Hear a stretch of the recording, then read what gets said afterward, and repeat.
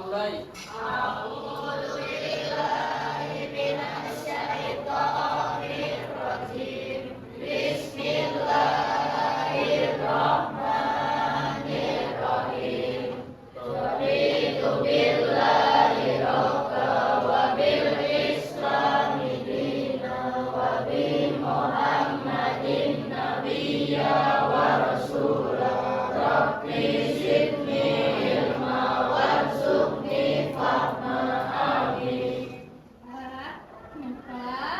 Nanti ilmu yang kita pelajari bermanfaat untuk kita semua ya.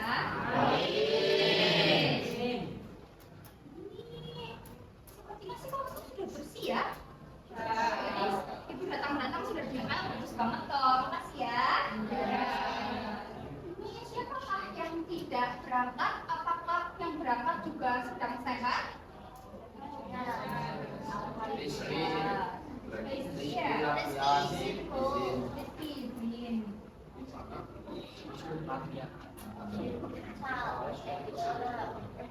Terus siapa lagi ya Mbak? Ada ya, pasti saja. Oke, izin. Berarti ini kalau kan musim hujan ya, kita harus selalu jaga kesehatan. Kelas 9 ya, meskipun nggak kelas 9 juga tetap jaga kesehatan ya. Supaya kita bisa menuntut ilmu dengan lebih bersemangat. Kemarin kan terakhir kita sudah melaksanakan itu ya, tes asesmen diagnostik ya. Gimana? Susah atau tidak? Tidak terlalu susah. Pertanyaannya siapa aja ya? Lupa ya. Nah, pertanyaannya kan perihal kalian itu jawab setuju atau tidak setuju tentang tes rekon, ya kan? Itu kan ibu lakukan di awal pembelajaran ya. Nah, sebelum kalian melakukan tes diagnostik yang ibu beri itu, kalian sudah tahu dulu siapa itu tes rekon? Belum ya. Oke. Kita pelajari dulu apa itu tes rekon ya. Sebelum kalian mempelajari tes rekon itu, kalian tes apa? Mempelajari tes apa? Tes prosedur. Apa sih yang kalian dapat saat mempelajari tes prosedur?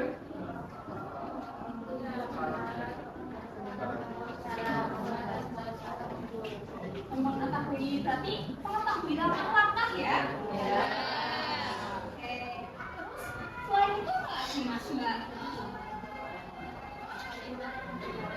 Kalimat yang digunakan. Kemudian mulai.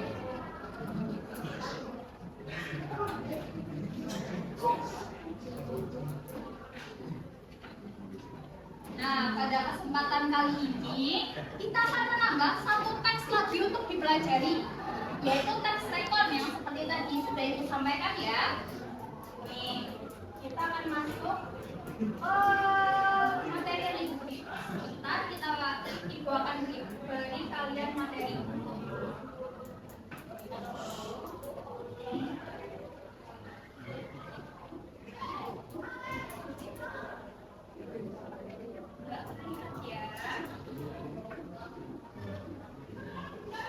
Ini terlihat kan?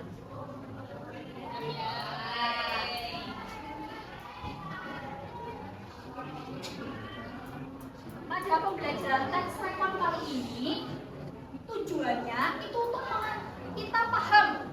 Jadi kita akan mengenali struktur dan kebahasaan dalam teks rekon. Nah, struktur teks rekon siapa saja ya? Pernah dengar belum? Ya. Nah, oke, nanti kita akan bahas itu penerimaan struktur, kebahasaan, dan teks rekon. Sebelumnya, beri kesepakatan dulu ya. Tolong dong dibaca ini apa saja, kelihatan kan? Yang pertama, oke,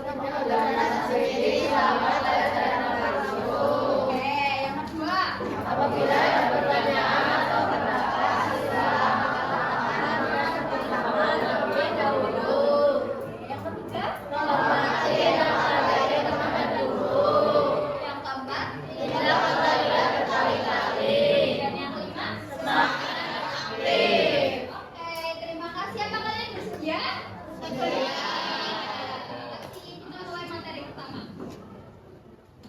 itu tax record?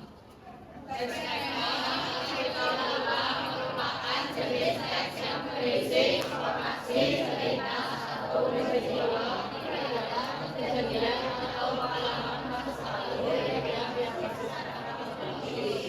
betul. Dulu kalian kalau waktu mempelajari bahasa Inggris, salah satu pembelajaran tentang teks ada ya, namanya record text.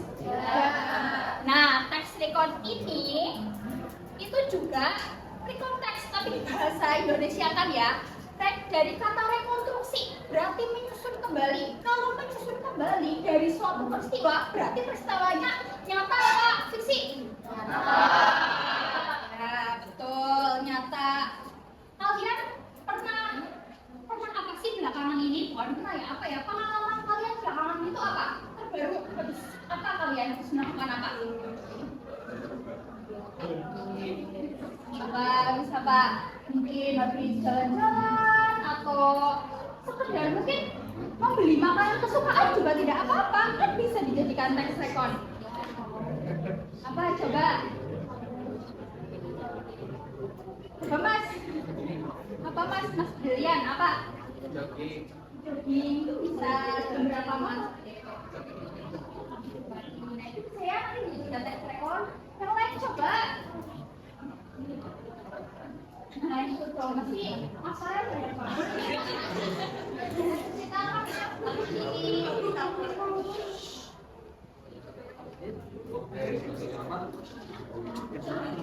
kalau Mas Brilian tuh habis jogging tuh main bola, terus itu bisa dijadikan text record.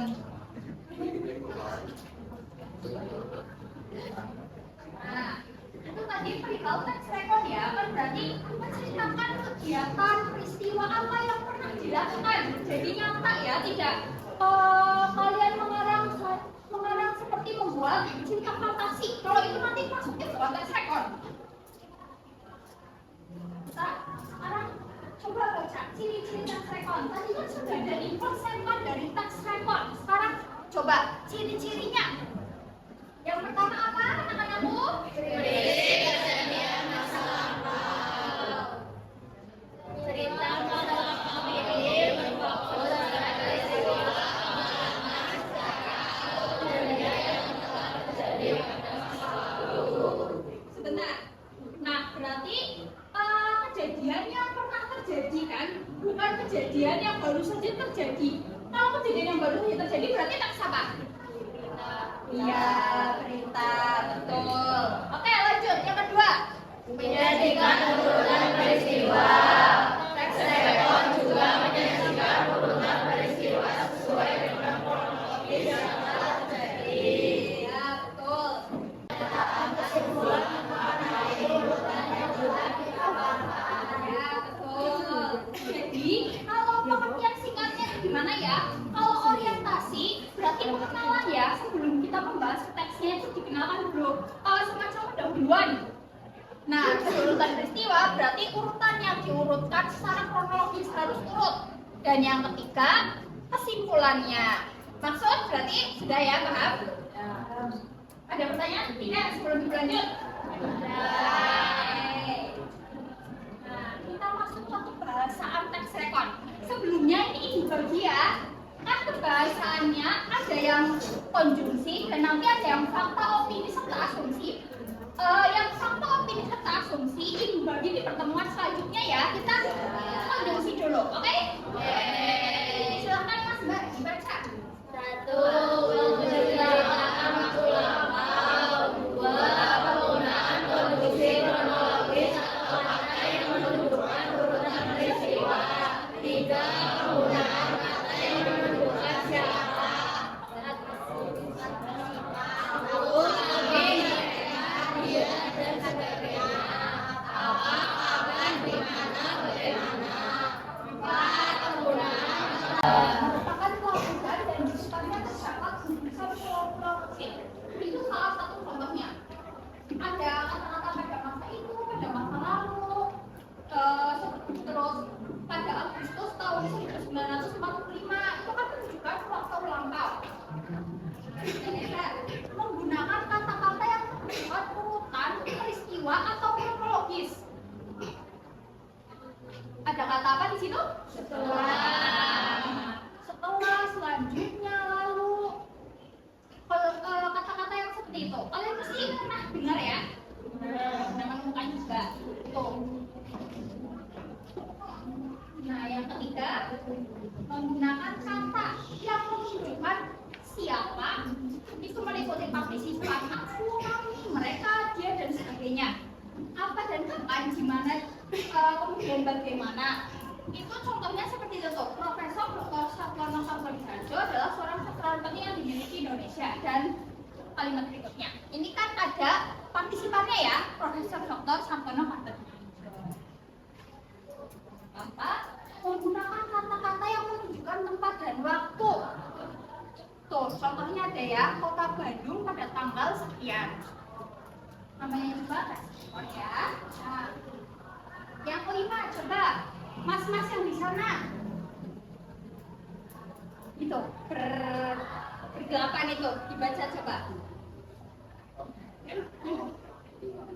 Penggunaan kata kerja aksi. Orang tersebut telah mengeksploitasi pada tenaga kerja, modal dan biaya berat sehingga membuat keadaan perekonomian hancur setelah orang berbagai. Berarti kan ada kata kerja eksploitasi ya mas? Ya. Aksi. Ya. Salah satu. Nah, contoh nanti kita cepat mempelajari materi biar nanti kalian langsung latihan dan paham sendiri. Setuju? Setuju. Oke, nih yang terakhir menggunakan kata sifat seperti saksama ya. Paham ya kalian kata-kata sifat apa aja, paham kan ya? Oke. Kita langsung saja, ayo latihan bersama. Yo, ini. Sebelum mulai latihan sudah paham kan? Atau mau penjelasan lagi apa langsung latihan aja? Silakan berkelompok sesuai dengan kelompoknya masing-masing, kelompok raja dan kelompok raja-raja. 6 ya. Ya, silakan. Mau bagaimana, mau kelompok di sini, kelompok raja di sini atau campur, terserah sambil kalian ya bergaul lah dengan teman yang lain ya. Ya. Silakan.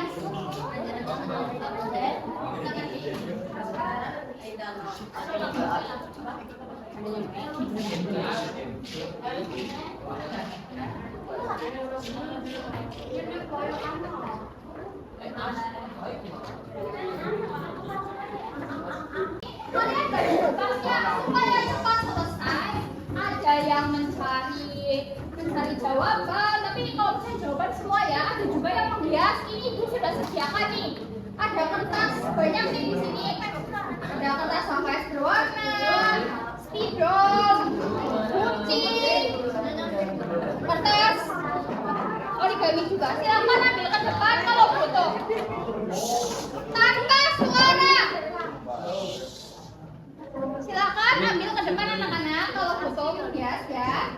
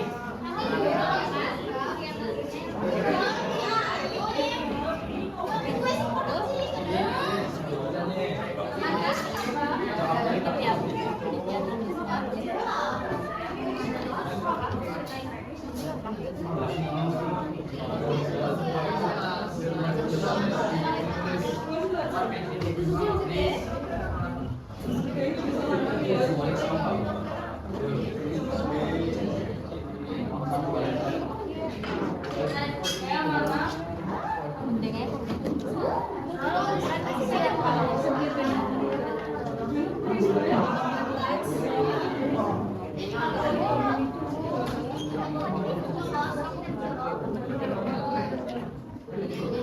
Ambil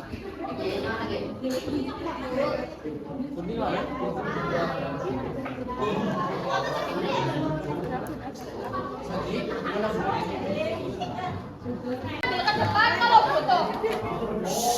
Tanpa suara. Silakan ambil ke depan anak-anak kalau butuh menghias ya.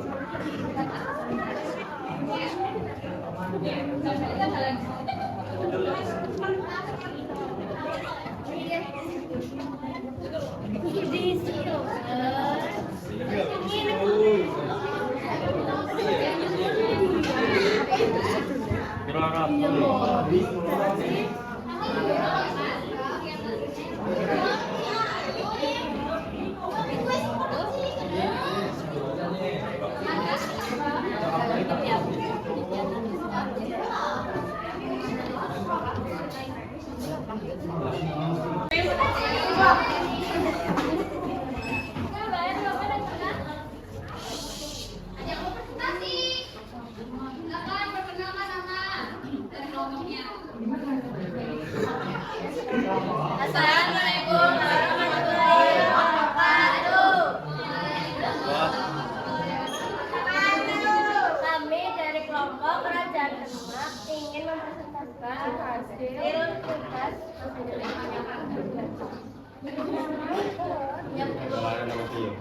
Perkenalkan nama saya Sandalia. Saya Naura Amin. Saya Safira dan saya Flora. Tapi keras mbak, belum ya? Bisa lagi dulu. Lagi. Caranya jauh banget itu.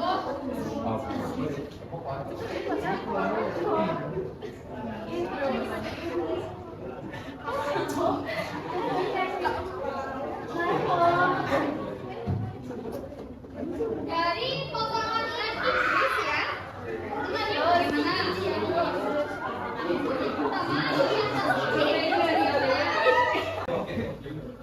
Kenalkan, nama saya Brilian Aska Ijasi dan anggota saya bersama Farhan Kusatrio, Tegar Widodo, dan Macan Setiawan. kami akan mempresentasikan jawaban kita. Analisis kebahasan, ciri-ciri kebahasan. 1. Penggunaan partisipan soal. Deskripsi analisis.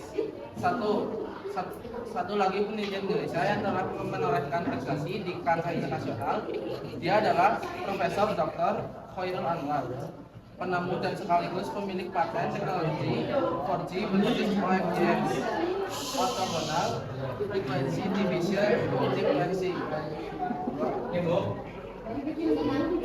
Langsung punya bahasa analisisnya. Misal kalimat ini yang ditemukan Penggunaan kalimat soal kalimat Yang pertama, bernama Dianto. apa lagi? Ibunya Sidik Patmi, ibu dari salah satu temannya. Penggunaan konektor kronologis. 1. Ada sewaktu, saat itu, ketika dan ketika. Penggunaan kata kerja asli dan kaitan. Penggunaan kata sifat kecil, size, gagal, takut, setinggi dan begitu.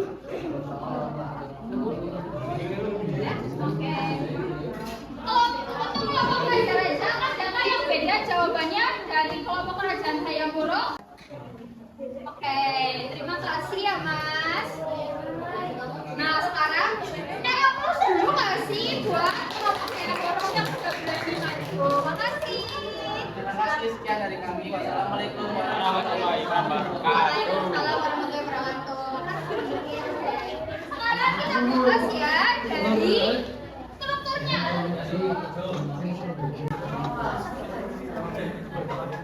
Kakak salah dan bagus dan dari daripada yang lama. Nah, tadi strukturnya itu ya, yang pertama untuk orientasi itu dimulai dari kalimat Idrus lahir tanggal sekian sampai Taufik Idrus, betul? Betul, oke. Kemudian yang itu juga orientasinya itu ada dua paragraf.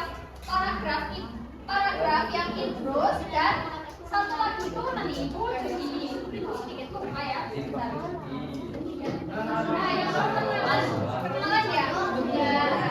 Sampai kata perkenalan. Paragraf perkenalan. Jadi paragraf Idrus lahir ada dua paragraf di orientasi. Paragraf Idrus lahir dan paragraf perkenalan. Itu untuk orientasi. Betul? Betul. Nah, untuk urutan peristiwa pertama itu dimulai dari meskipun.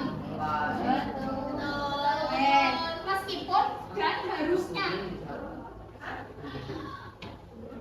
Maksudnya kan ada di situ urutannya itu meskipun dimulai dari paragraf yang diawali kata meskipun dan kata harusnya.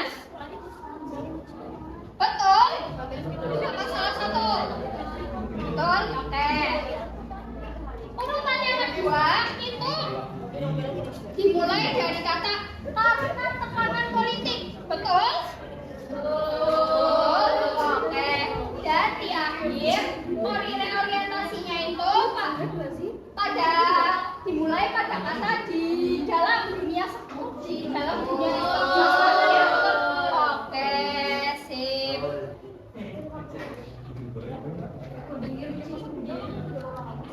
Berarti aman ya yang struktur ya, ada pertanyaan? Tidak.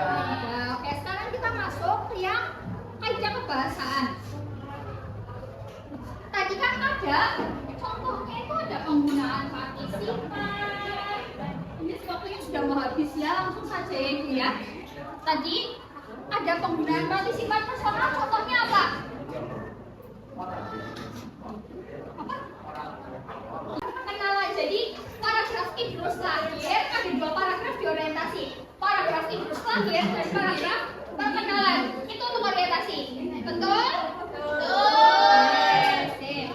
Nah, untuk urutan peristiwa pertama itu dimulai dari meskipun. Meskipun dan harusnya. Maksudnya kan ada di situ urutannya itu meskipun dimulai dari paragraf yang diawali kata meskipun dan kata harusnya. Betul?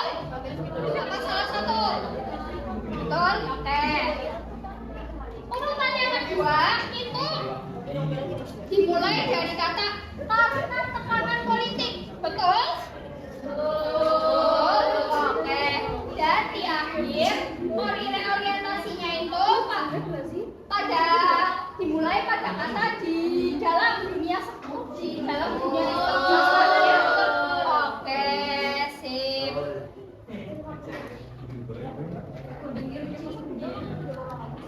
Berarti aman ya yang struktur ya, ada pertanyaan? Tidak. Oke, sekarang kita masuk ke yang kaidah kebahasaan. Tadi kan ada contohnya itu ada penggunaan partisipan. Ini waktunya sudah mau habis ya, langsung saja ya Ibu ya. Tadi ada penggunaan partisipan personal, contohnya apa?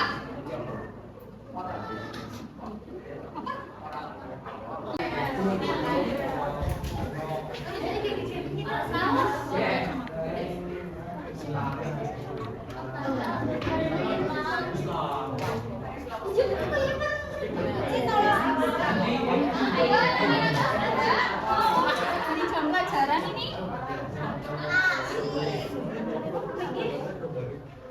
Kan udah itu. Gimana sih kamu? Ya,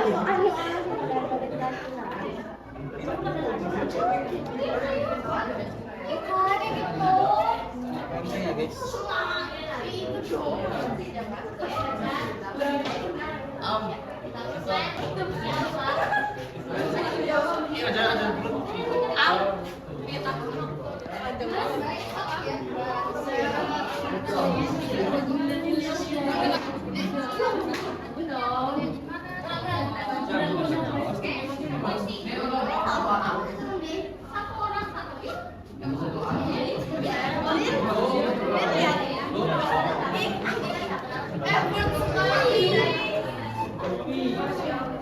Biasa ikannya goyang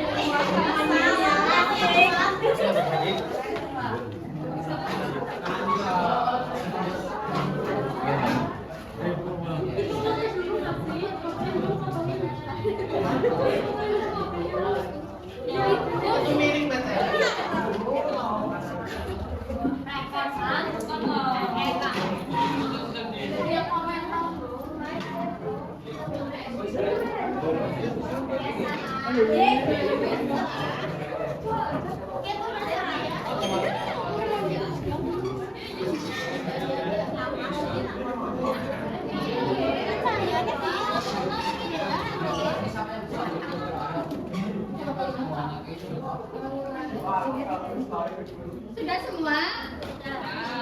Sudah? Gimana, Bu? Ya, sudah selesai, silakan kumpul ke depan.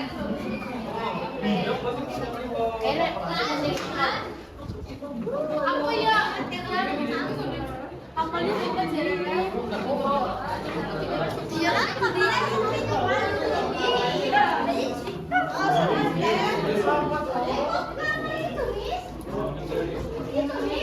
Ayo, segera dikumpulkan.